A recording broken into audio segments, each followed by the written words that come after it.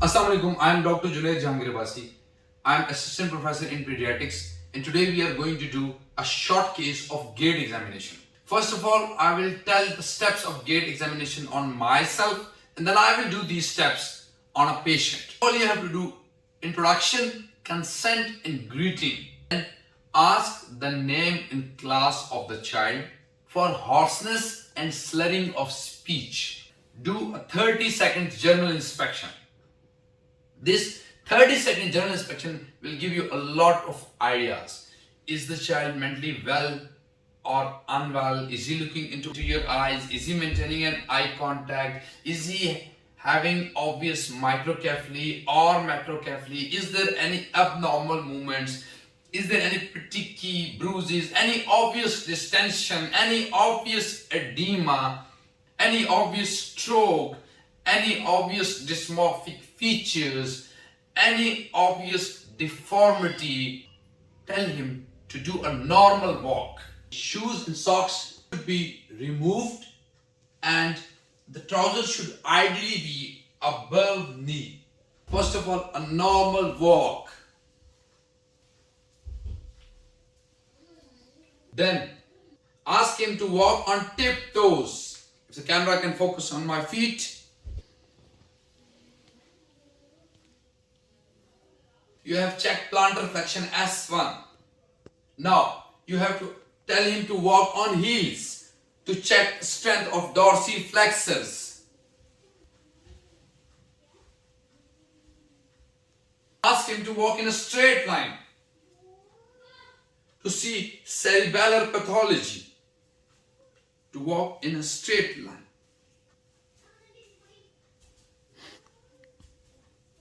If he has cerebellar pathology, he will fall down. He will not be able to walk properly in a straight line.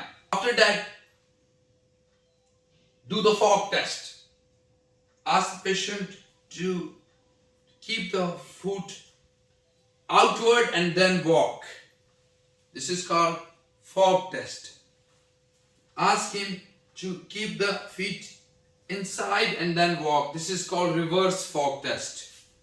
This is to see hemiplegia. Then ask him to do running.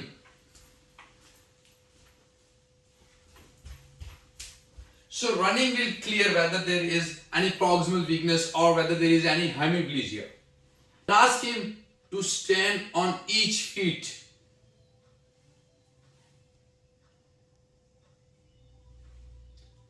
Standing on each feet, this is to check for proximal instability. Then ask him to hop on each feet.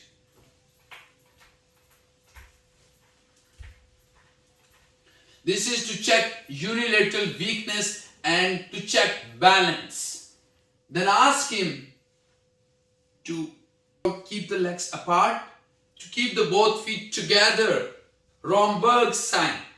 If he has cerebellar dysfunction, then the moment you keep both feet together, he will be unable to maintain the balance if it is a cerebellar dysfunction. If it's a sensory ataxia, then while moving the both feet together, he will not fall down, but with eyes closed, he fall down. Or he unable to maintain the balance.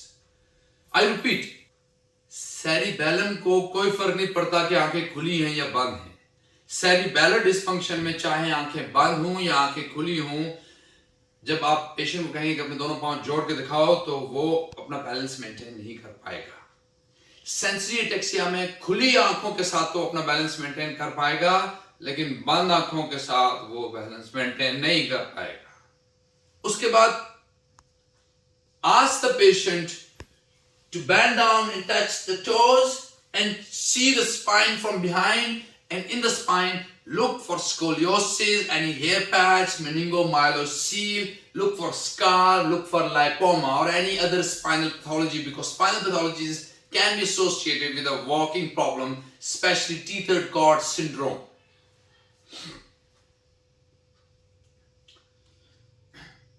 Then ask the patient to do squat.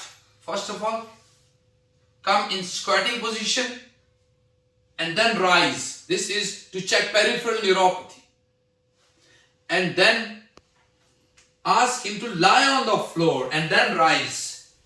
पूरा जमीन पे बैठ जाओ, अब खड़े होके दिखाओ. To see Gower, which is seen in Duchenne muscular dystrophy, you will be very clear that what type of gait disorder your patient has. For example, if he had an ataxia, then from this point you will focus on the relevant motor examination and the relevant physical examination pertaining to ataxia. If at this point you come to know that he is having antalgic gait, then you have to do locomotor examination and the relevant in order to find out the cause of antalgic gait. After that, offer fundoscopy. I would like to do fundoscopy of this patient, then cover the patient and say thank you so much.